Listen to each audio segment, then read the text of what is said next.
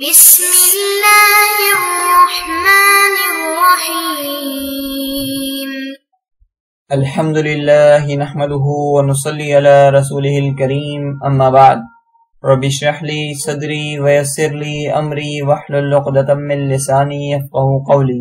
ہم سیرت النبی صلی اللہ علیہ وسلم اور تاریخ اسلام کے اسباق پڑھ رہے ہیں، اور ہمارا آج کا سبق کا عنوان ہے حضور اکرم صلی اللہ علیہ وسلم کی جنگ حکمت عملی۔ اس سے پہلے ہم اپنی عادت اور معمول کے مطابق گزشتہ سبق کی دہرائی کریں گے۔ ہمارے گزشتہ سبق کا عنوان تھا حضور اکرم صلی اللہ علیہ وسلم بحیثیت سپہ سالار۔ اپنے اس سبق کے اندر ہم نے پڑھا کہ دنیا کے عظیم ترین سپہ سالار حضرت محمد مصطفیٰ صلی اللہ علیہ وسلم تھے۔ کیوں عظیم ترین سپہ سالار تھے؟ اس کے چند اوصاف پڑھ کر ہم نے اندازہ کیا تھا، جس میں ہم نے پڑھا کہ نبی کریم صلی اللہ علیہ وسلم نہایت بہادر اور بے خوف رہنما تھے، نہایت باہمت اور ثابت قدم تھے، مجاہدین کے نہایت محبوب تھے، بہت اچھے قائد اور انتہائی بہترین منتظم تھے، ٹریننگ کمانڈر تھے نبی علیہ الصلوۃ والسلام۔ اس کے علاوہ انتہائی معاملہ فہم اور عملی اقدام کرنے والے تھے، اعلیٰ حکمت عملیوں والے تھے، اور اس بنیاد پر ہم نے یہ کہا کہ حضور اکرم صلی اللہ علیہ وسلم بحیثیت سپہ سالار ایک عظیم رہنما تھے۔ تو اس طریقے سے یہ ہمارا درس کا خلاصہ تھا جو پچھلی مرتبہ پچھلے سبق کے اندر ہم پڑھ چکے۔ اب ہم آج کا سبق شروع کرتے ہیں۔ ہمارے آج کے سبق کا عنوان ہے حضور اکرم صلی اللہ علیہ وسلم کی جنگی حکمت عملی۔ اس سے پہلے ہم یہ بات جان لیں کہ حضور علیہ الصلوۃ والسلام ایک کامیاب ترین سپہ سالار تھے، اور یہ کوئی کھوکھلا دعویٰ نہیں، کوئی بے بنیاد بات نہیں، بلکہ پچھلے سبق میں اس کے بارے میں ہم تفصیل کے ساتھ پڑھ چکے۔ حضور علیہ الصلوۃ والسلام کے جنگی لحاظ سے جن جن اوصاف پر ہم غور کریں گے تو یہی بات ہمیں پتہ چلے گی کہ آپ علیہ الصلوۃ والسلام ایک کامیاب ترین سپہ سالار تھے۔ اس حوالے سے اگر ہم بات کریں کہ حضور علیہ الصلوۃ والسلام نے صحابہ کرام کے دلوں میں یہ بات بٹھا دی تھی کہ ان کی جنگ ملک گیری، دولت کے حصول یا ذاتی جاہ و منصب اور شہرت وغیرہ کے لیے نہیں ہے، بلکہ اعلاء کلمت اللہ کے لیے ہے، یعنی اللہ تعالیٰ کا نام ساری دنیا میں بلند کرنا ہے، اور ظلم کے خاتمے وغیرہ جیسے اعلیٰ مقاصد پر ہماری جنگ مشتمل ہے۔ لہذا جب نبی علیہ الصلوۃ والسلام کی جنگ عظیم مقاصد کے لیے ہوا کرتی تھی تو اس کے لیے بنائی جانے والی ساری کی ساری حکمت عملیاں بھی نہایت عظیم ہوا کرتی تھیں۔ پھر اسی کے ساتھ ساتھ اعلیٰ اقدار کا تعارف نبی علیہ الصلوۃ والسلام کی جنگی حکمت عملیوں میں شامل ہوتا تھا۔ مقاصد کی خوبی کے علاوہ اسلامی فوج کے دلوں میں یہ بات بھی بٹھا دی گئی تھی کہ ان کی جنگ میں گنڈا گردی نہیں ہوگی بلکہ امن و آشتی ہوگی، مفتوحین کی عورتوں کی عصمت دری نہیں ہوگی بلکہ عصمتوں کی حفاظت ہوگی، بے دردی و صفاکی سے قتل و غارت نہیں بلکہ قیام امن کی کاوشیں ہوں گی۔ اس لحاظ سے نبی علیہ الصلوۃ والسلام کی جتنی بھی سپاہ تھی حضرات صحابہ کرام پر مشتمل تھی، اور وہ ساری کی ساری نہایت اعلیٰ اقدار کی حامل تھی۔ پھر اسی کے ساتھ ساتھ حضور علیہ الصلوۃ والسلام ان کی حربی یعنی جنگی تربیت بھی فرمایا کرتے تھے۔ اپنی سپاہ کی جنگی تربیت کی طرف بھرپور توجہ نبی علیہ الصلوۃ والسلام کی تھی۔ ورزش ہو، نشانہ بازی ہو، نیزہ بازی ہو، ان ساری کی ساری کی حضور علیہ الصلوۃ والسلام حوصلہ افزائی فرمایا کرتے تھے۔ بسا اوقات ان کے مقابلے بھی منعقد کرایا کرتے تھے، انعامات بھی دیا کرتے تھے، کیونکہ جنگی نقطہ نظر سے یہ نہایت کارآمد ثابت ہونے والی چیزیں ہیں۔ پھر صرف حربی تربیت نہیں بلکہ حربی تربیت اور جنگی تربیت کے ساتھ ساتھ اخلاقی تربیت بھی تھی۔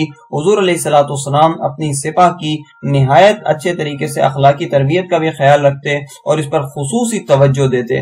آپس میں اتحاد و اتفاق، ایک دوسرے کے لیے ایثار، ہمدردی، اطاعت امیر وغیرہ کی تلقین فرماتے تھے اور جا بجا ان پر ابھارتے رہتے تھے۔ اس لحاظ سے نبی علیہ الصلوۃ والسلام کی سپاہ اعلیٰ اخلاقی تربیت کی حامل تھی۔ پھر اس کے بعد نبی علیہ الصلوۃ والسلام کا جو اپنی سپاہ سے، حضرات صحابہ کرام سے، مجاہدین سے جو تعلق تھا اور جو حسن سلوک کا معاملہ تھا وہ بھی نہایت عمدہ تھا۔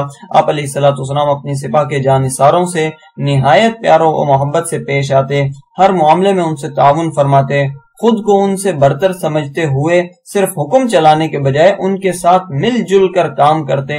20 جنگوں میں یہ نبی علیہ الصلوۃ والسلام کا معاملہ ہے۔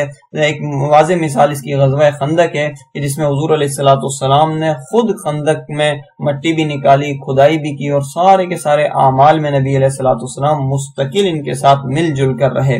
پھر نبی علیہ الصلوۃ والسلام مجاہدین کی حوصلہ افزائی بھی خوب فرمایا کرتے تھے۔ حضور اکرم صلی اللہ علیہ وسلم نہایت حکیمانہ انداز میں مجاہدین کی حوصلہ افزائی بھی فرماتے۔ غزوہ احد میں سر پر سرخ پٹی باندھ کر لڑنے والے مجاہد حضرت ابو دجانہ رضی اللہ تعالیٰ عنہ کو اپنے پاس سے تلوار عنایت فرمائی، جس سے اس جاواز مجاہد کا حوصلہ اس قدر بڑھا کہ بے دھڑک دشمن کی صفوں میں گھستے چلے گئے اور اس کی صفوں کو چیرتے چلے گئے۔ یہ نبی علیہ الصلوۃ والسلام کی ان کی حوصلہ افزائی کی بنیاد پر ہی ہوا تھا۔ یہ بھی ایک جنگی حکمت عملی میں شمار کیا جائے گا کہ قدر قریب تعلق نبی علیہ الصلوۃ والسلام نے اپنے ساتھیوں سے اور اپنی سپاہ سے بنایا ہوا تھا۔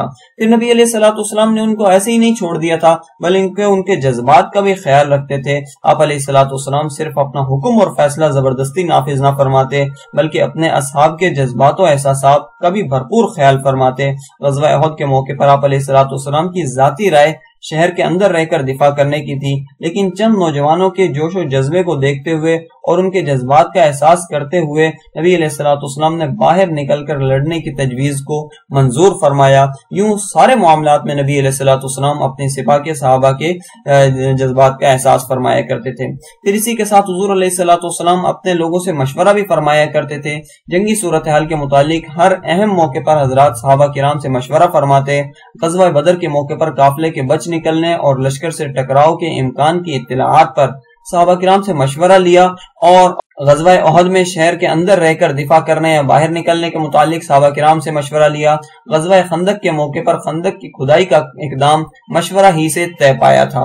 دعا و مناجات کی بھی حضور علیہ الصلوۃ والسلام خوب پابندی فرمایا کرتے تھے۔ میدان جنگ میں اللہ تعالیٰ کی مدد پر یقین رکھتے اور اللہ ہی سے مدد کی دعا مانگتے۔ غزوہ بدر کے موقع پر ساری رات بارگاہ الہی میں سر سجود رہے اور حضور علیہ الصلوۃ والسلام گڑ گڑاتے رہے۔ پھر حضور صلی اللہ علیہ وسلم حرمت والے مہینوں کا بھی بہت خیال رکھتے، یعنی رجب، ذی قعدہ، ذی الحجہ اور محرم میں اپنی طرف سے جنگ کا آغاز نہیں فرمایا کرتے تھے۔ پھر اسی کے ساتھ حضور صلی اللہ علیہ وسلم نے دشمن کی نقل و حمل اور اس کے ارادوں وغیرہ کی اطلاع کے لیے قابل اعتماد جاسوس روانہ فرمائے ہوئے تھے، جو ان کی کارروائیوں سے آپ علیہ السلام کو باخبر رکھتے۔ حتیٰ کہ غزوہ بدر کے موقع پر تو ایک دفعہ آپ علیہ السلام خود بھی حضرت ابوبکر صدیق کے ہمراہ فراہمی اطلاعات کے لیے نکلے، مکی لشکر کے کیمپ کا دور ہی سے جائزہ لیا اور معلومات حاصل کر کے واپس آئے۔ رازوں کی حفاظت کا انتظام حضور علیہ الصلوۃ والسلام کے ہاں ہوا کرتا تھا۔ حضور علیہ الصلوۃ والسلام ممکن حد تک یہ بھی کوشش فرماتے کہ اسلامی لشکر کا کوئی راز دشمن تک نہ پہنچنے پائے، اور اس کے اہتمام و پابندی کی بہت ساری مثالیں ہم نے پچھلی سبق کے اندر سلائیڈز کے اندر ہم تفصیل کے ساتھ پڑھ چکے ہیں۔ پھر نبی علیہ الصلوۃ والسلام نقل و حمل میں بھی رازداری رکھتے، اپنی فوج کہاں منتقل کرنا ہے، کہاں سے لے کے جانا ہے، یہ رازداری میں رکھتے۔ اور فتح مکہ کے اندر اتنا بڑا لشکر تھا کہ 10,000 مجاہدین حضور علیہ الصلوۃ والسلام کے ساتھ تھے، جو مدینہ سے چلے اور قریش کے سر پر پہنچ گئے، لیکن تب جا کر انہیں کہیں خبر ہوئی۔ پھر اچانک حملہ اور چھاپہ مار کاروائیاں بھی نبی علیہ الصلوۃ والسلام کی حکمت عملی میں شامل تھیں۔ اسلامی فوج یا اس کا کوئی دستہ آپ علیہ السلام کی ہدایت کے مطابق دشمن پر بالکل اچانک حملہ کر دیتا کہ جس سے دشمن کو سنبھلنے کا موقع نہ ملتا۔ فتح مکہ اور بہت سے غزوات سرایا میں ایسے ہی ہوا۔ دشمن پر اقتصادی دباؤ بھی حضور علیہ الصلوۃ والسلام کی حکمت عملیوں میں سے ایک ہوتا تھا، کہ کیونکہ حضور علیہ الصلوۃ والسلام اس حقیقت سے اچھی طرح باخبر تھے کہ اگر دشمن کی اقتصادی یعنی معاشی ناکہ بندی کر دی جائے تو وہ بہت جلد گھٹنے ٹیکنے پر مجبور ہو جاتا ہے۔ اس وجہ سے آپ علیہ السلام شام و عراق کی تجارتی شاہراہوں پر مسلسل نظر رکھے ہوئے تھے اور گشتی مراسلے بھیجا کرتے تھے اور سرایا وغیرہ کے ذریعے سے معلومات لیتے رہتے تھے۔ اس کے علاوہ اگر دشمن کے سامان رسد یعنی پانی وغیرہ کی فراہمی مشکل بنا دی جائے تو بھی اس سے دشمن کو مغلوب کرنے میں آسانی پیدا ہو جاتی ہے۔ غزوہ بدر کے موقع پر چشمہ پر قبضہ کر کے اسی اقدام کا مظہر کیا گیا تھا، اظہار کیا گیا تھا۔ پھر آپ علیہ الصلوۃ والسلام یہ بھی کوشش فرماتے کہ اسلامی لشکر کے پڑاؤ کی جگہ جنگی نقطہ نظر سے نہایت مناسب ہو۔ غزوہ بدر کے موقع پر پہلے ایک جگہ پڑاؤ کیا، لیکن پھر حضرت حباب ابن منذر رضی اللہ تعالیٰ عنہ کے مشورے سے اس سے بہتر جگہ منتخب کی گئی۔ خاتم الانبیاء صلی اللہ علیہ وسلم نے جنگ میں جدید ترین ذرائع اور جدید ترین طریقوں کا استعمال بھی فرمایا۔ خندق کی کھدائی اہل عرب کے لیے ایک بالکل نیا طریقہ تھا۔ بعض غزوات میں منجنیق اور دبابہ جیسے ہتھیاروں کا ذکر بھی ملتا ہے۔ پھر اس کے علاوہ جنگ کے آغاز سے قبل آپ علیہ الصلوۃ والسلام کو اپنی فوج کی صف بندی بہترین انداز میں کرواتے، جس کی وجہ سے ایک جیتنے کا ابتدا ہی سے گویا نیک فال مل جایا کرتی تھی۔ حضرت صلی اللہ علیہ وسلم جہاں ضرورت محسوس فرماتے خصوصی دستوں کا بھی تقرر فرماتے. غزوہ احد میں ایک پہاڑی پر 50 تیر انداز کا مقرر فرمانا یہی تھا، اور اسی طریقے سے دیگر غزوات میں نبی علیہ الصلوۃ والسلام نے اس طرح کا خصوصی دستہ متعین فرمایا. حضور صلی اللہ علیہ وسلم نے حسب ضرورت کمانڈو ایکشن سے بھی کام لیا. کعب بن اشرف، سلام بن ابو الحقیق کو آپ علیہ السلام نے کمانڈو کارروائیوں کے ذریعے سے ہی قتل کروایا تھا. یہی دونوں یہودی تھے جو اپنی خباثتوں میں حد سے زیادہ بڑھ گئے تھے، اور ان کے لیے یہی جنگ عملی حکمت عملی نہایت معتبر سمجھی جاتی ہے، مؤثر ہوتی ہے. اگر کہیں کسی ایسی کارروائی کا موقع ملا کہ جس سے دشمن کی صفوں میں پھوٹ ڈلنی ممکن ہو تو آپ علیہ السلام نے اس موقع سے بھی فائدہ اٹھایا. غزوہ خندق کے موقع پر حضرت نعیم بن مسعود رضی اللہ تعالیٰ عنہ کی کارروائی اسی قسم کی تھی کہ جس کے ذریعے انہوں نے بنو قریظہ اور قریش کے درمیان پھوٹ ڈال دی تھی، اور وہ آپس میں لڑ کر مغلوب ہو گئے تھے، شکست خوردہ ہو گئے تھے. دشمن کے میدان چھوڑ کر بھاگنے پر اس کا تعاقب بھی کیا جاتا. غزوہ احد کے موقع پر اس کے باوجود کہ مسلمانوں کو کافی نقصان اٹھانا پڑا تھا اور وقتی شکست کا بھی سامنا کرنا پڑا تھا، پھر بھی مسلمانوں نے حمراء الاسد تک قریش کا تعاقب کیا. تعاقب کی اسی کارروائی کو غزوہ حمراء الاسد بھی کہا جاتا ہے.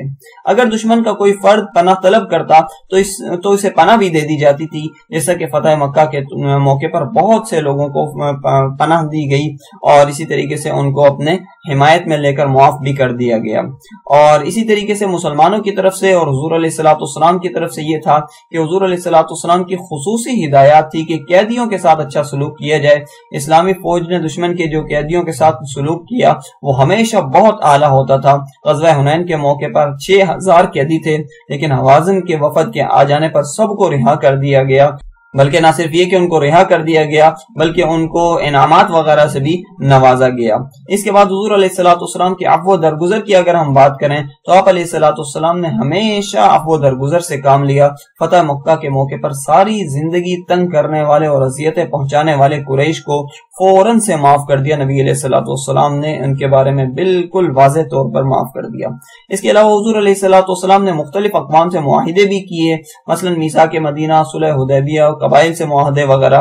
آپ علیہ الصلوۃ والسلام نے کسی بھی معاہدے کی خلاف ورزی نہیں فرمائی، ہمیشہ اپنے عہد و پیمان اور معاہدوں کا پاس کیا. انتہائی تلخ و مشکلات حالات میں بھی آپ علیہ الصلوۃ والسلام نے ایفائے عہد کا نہایت اہتمام فرمایا. یہ ساری کی ساری وہ پالیسیاں ہیں یا وہ حکمت عملیاں ہیں جو نبی علیہ الصلوۃ والسلام اپنے غزوات کے اندر، اپنے سرایا کے اندر انجام دیا کرتے تھے. تو یہاں پہنچ کر الحمدللہ ہمارا درس مکمل ہو جاتا ہے. اگر ہم اپنے درس کا خلاصہ کریں تو آج کے درس کے اندر ہم نے پڑھا کہ حضور علیہ الصلوۃ والسلام ایک عظیم سپہ سالار تھے. پھر ہم نے نبی علیہ الصلوۃ والسلام کی چند جنگی حکمت عملیوں کا تذکرہ کیا اور تمام جنگی مہارات کا استعمال کرنا نبی علیہ الصلوۃ والسلام کا دیکھا کہ جو اس وقت رائج الوقت ہوا کرتی تھی وہ نبی علیہ الصلوۃ والسلام استعمال فرمایا کرتے تھے. پھر اپنی حکمت عملیوں میں نبی علیہ الصلوۃ والسلام یہ نہایت مقدم کیا کرتے تھے کہ احترام انسانیت کی پالیسیاں ہمیشہ پیش رہے. پھر عفو درگزر بھی فرماتے، معاہدات بھی فرماتے، اور جنگی نقطہ نظر کے لحاظ سے جو چیز اس وقت مناسب ہوتی وہ نبی علیہ الصلوۃ والسلام کیا کرتے تھے. اس لحاظ سے آپ علیہ الصلوۃ والسلام ایک عظیم رہنما ہیں. تو آج یہاں جا کر الحمدللہ ہمارا درس اور درس کا خلاصہ مکمل ہو جاتا ہے. اگلے درس تک کے لیے اجازت دیجیے. جزاکم اللہ خیرا. سبحانک اللہم و بحمدک، ونشہد ان لا الہ الا اللہ وحدہ لا شریک لہ، واشہد ان محمدا عبدہ ورسولہ. السلام علیکم ورحمۃ اللہ وبرکاتہ.